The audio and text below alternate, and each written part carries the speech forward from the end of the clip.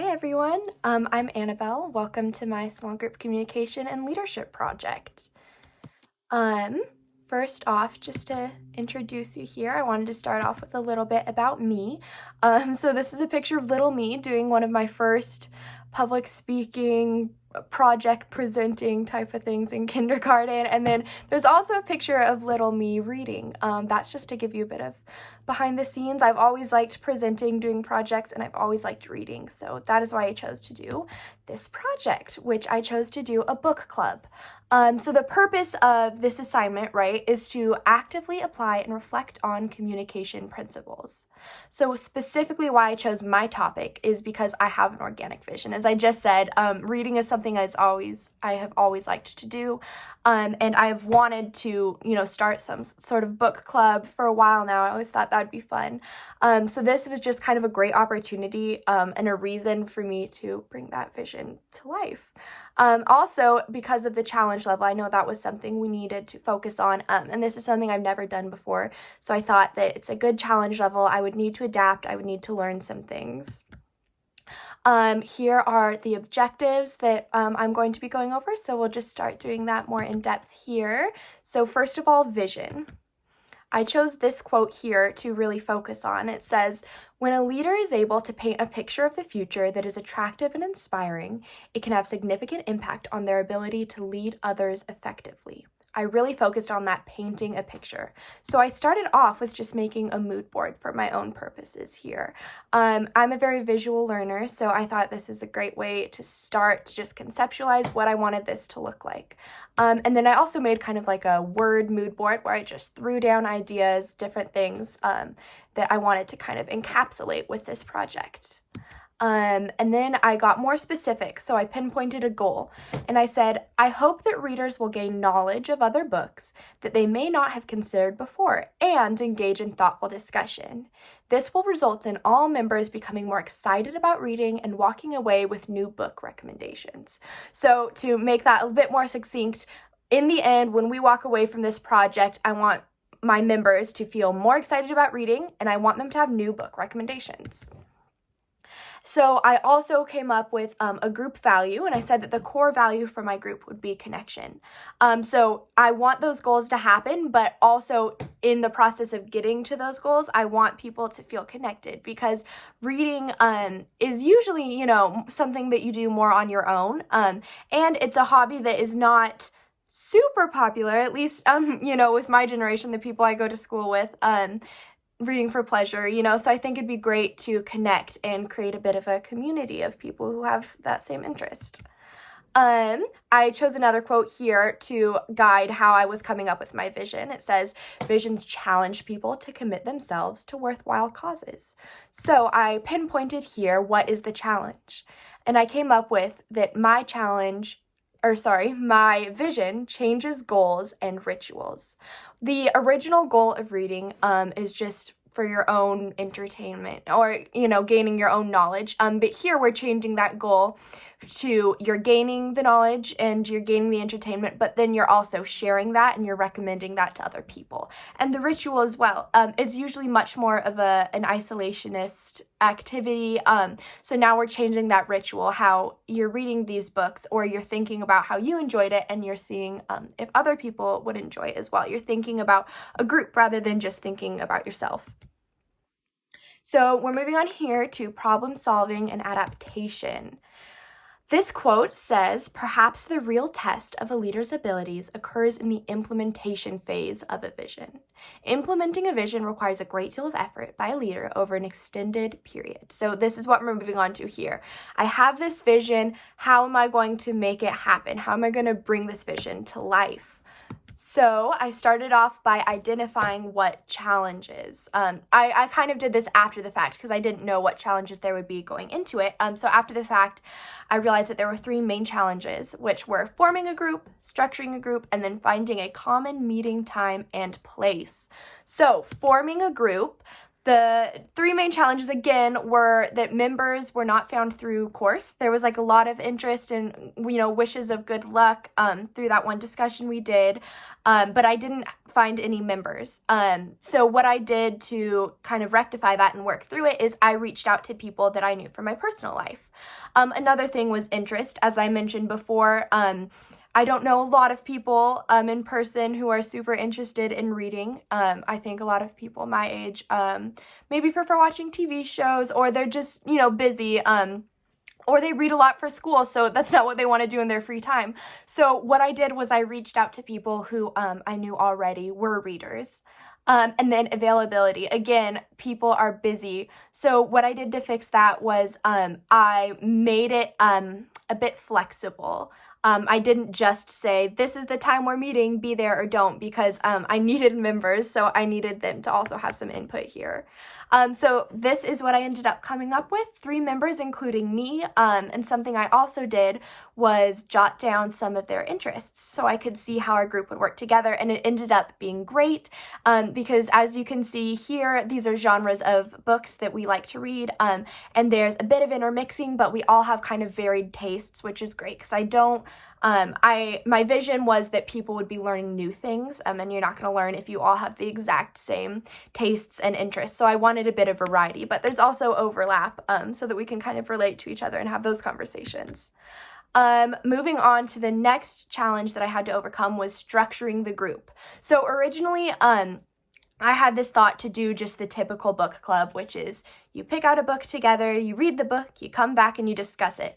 But just because of time constraints with doing this project, I didn't think that was feasible to find a group and then all agree on a book and then have time to read the book and then discuss. So what I did instead was I decided, okay, we're going to discuss books, but we're not going to all be reading the same book. So I decided we were going to kind of do a book fair of sorts where we would all recommend books to each other, and you would have an opportunity to add new books that you might want to read. What I did was I came up with, I think this is 6 different books, categories of books. So you would bring one book for each category, and these were a book that has some of your favorite characters, a book that changed your perspective, a classic book that you actually enjoyed, a book that got you out of a reading slump, a book that made you sob, and then a book where you really admire the author's skill and writing style. And then lastly, planning the meeting. So we did this over group text, and a couple of things I wanted to highlight that worked really well for overcoming this challenge was that I provided a starting point, but I allowed input in almost all of my decisions. So you can see here with the time, I set a time, 9 a.m. tomorrow. We'd already discussed what date, but 9 a.m. tomorrow, and I asked, would that work for you guys? Instead of saying, just be here. I think that again, like I kind of said before, it showed some respect, and also, just practicality-wise, I needed everyone to be there. I don't know if it's a group, if there's just the leader and the member. So that was something that was really important to me. Also, in the second text here, you can see I asked, are there any suggestions for coffee shops or bakeries? I think that encourages participation right from the beginning. And what I did was I gave choices within limits. From my vision from the beginning, I knew I wanted to be at somewhere like a coffee shop or a bakery. So I set those parameters, but then within that, I put it out to the group to see their input and let them decide. Also, what I did was I clearly communicated the goals and the structure of the group. You can see at the top here, I listed those genres that I had already said before. I told them to bring the book or bring a screenshot of a book. And then at the end there, I started to already establish some norms. I said, be ready to connect, be ready to participate. So they knew from the beginning what the expectations of the group was.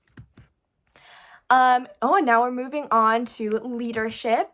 So first, I just want to start off by informing you of my leadership style from that quiz we did at the beginning. My top score that I got was for skill emphasis, which I definitely used here. But actually, my second score, relationship emphasis, was the style that I really found was most beneficial to leading this project. But we're going to go into depth about both of those. First, about skill emphasis, I have this quote which says, skilled leaders are competent people who know the means and methods for carrying out their responsibilities. So some of my skills, I was trying to adapt them to how they would work best to make this group happen. The first one is creating an inviting environment. I like to think I'm a personable and inviting person, so I also wanted to extend that skill to the entire group and to the environment. So that worked. That came into play with picking where we were going to have the group, with picking who was going to be in the group. I just think it a coffee shop or a bakery, it's already an inviting place. It's a fun place that people want to be. I think it made it feel less like a chore and more like something that was exciting. Next, another skill I used was organizing time. As the leader of the group, I did have that role. We all had places to be. One member had a sports practice. I had a chemistry class I had to get to. So making sure that we were able to accomplish that goal, get through all the books that we had planned, while also maintaining a fun and connected environment was something that I took as my responsibility. And now we're moving on to how I worked with my relationship emphasis leadership style.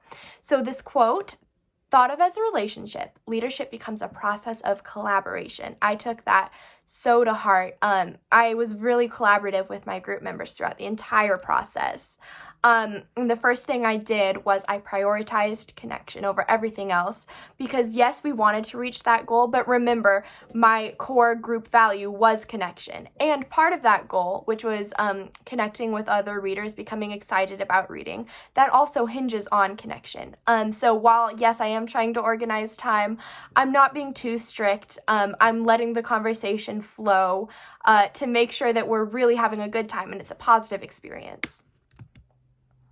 And the last thing I did was I asked for feedback. So these are some things that I got, we should have snacks. So for the next time, if I'm taking that feedback, we could have it at a bakery, we could have it at a cafe, we could try hosting at someone's house where we have snacks. I also got the feedback of, I wish we had more time to go in depth with our discussions, which was something I also felt. So in the future, what I would do is I would allot for more time, or I would maybe decrease the amount of topics so that we could go more in depth with each book. And then I also got this piece of feedback, which is I liked how we connected and took time to learn more about each other, which made me so happy because, that's my whole goal. That was the goal of this group. And now on to small group communication. I chose this quote, which says, democratic leaders do not use top-down communication. Instead, they speak on the same level as their followers. Making sure everyone is heard is a priority. I absolutely use democratic leadership, or at least the communication style of democratic leaders, because especially since it was a small group and it was people I already knew, and the informal kind of goal of this group, I acted almost as a member as well. I had some extra responsibilities, such as organizing and planning where we're meeting, all of that. But I also wanted to feel like I was a part of the group, having discussions, not just facilitating them.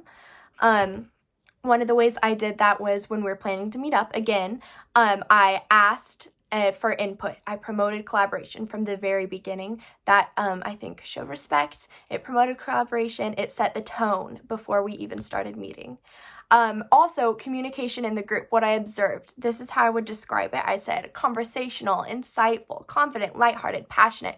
These are great because these really lead to that connection and that relationship that I wanted. It was so fun seeing everyone get to talk about a hobby that they don't necessarily have a lot of people to talk about all the time.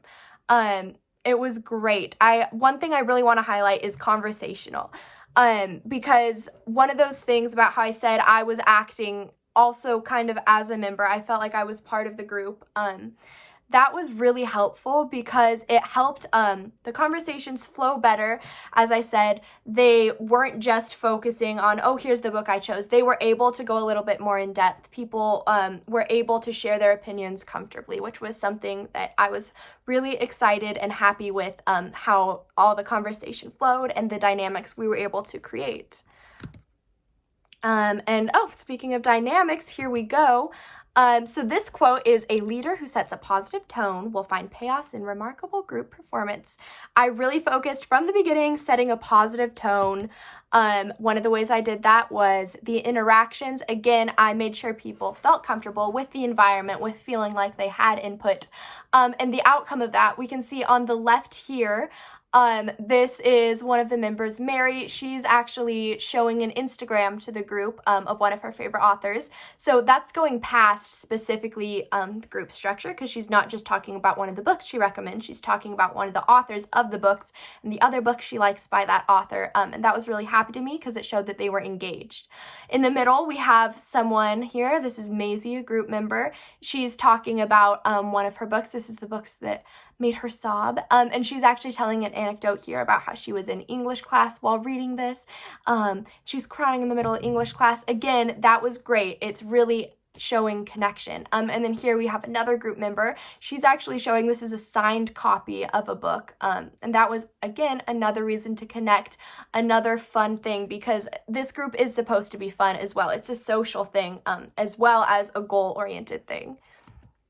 And then the books themselves, it was so interesting seeing the different dynamics of who chose what. There was books we had all read, there's books that only one person has read, and definitely people were getting recommendations. People were getting really excited about reading and finding new books to read.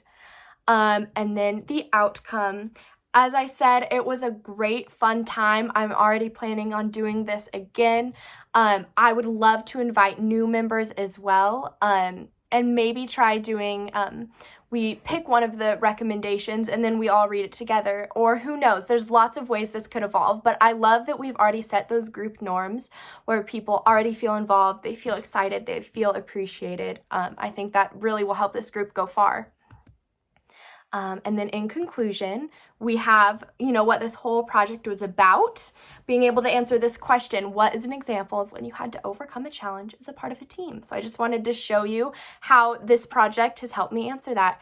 So a time where I had to overcome a challenge as part of a team is when I was tasked with setting up a book club. There was time restraints, so it was hard to try and accomplish our goal. What I did was I pivoted. Instead of doing what you would think of as a normal book club, I came up and conceptualized a new idea where we would instead bring some of our favorite books and we would kind of present them to the rest of the group and create a space where everyone would feel comfortable expressing their opinions and being really excited and enthusiastic about the books that they enjoyed. This was such a rewarding experience, and it taught me that you don't have to fit within the norms. You can take an idea and it can change and it can morph from there, and sometimes it can create an even better experience than it would have been if you kept going with your first plan. Thank you again for listening.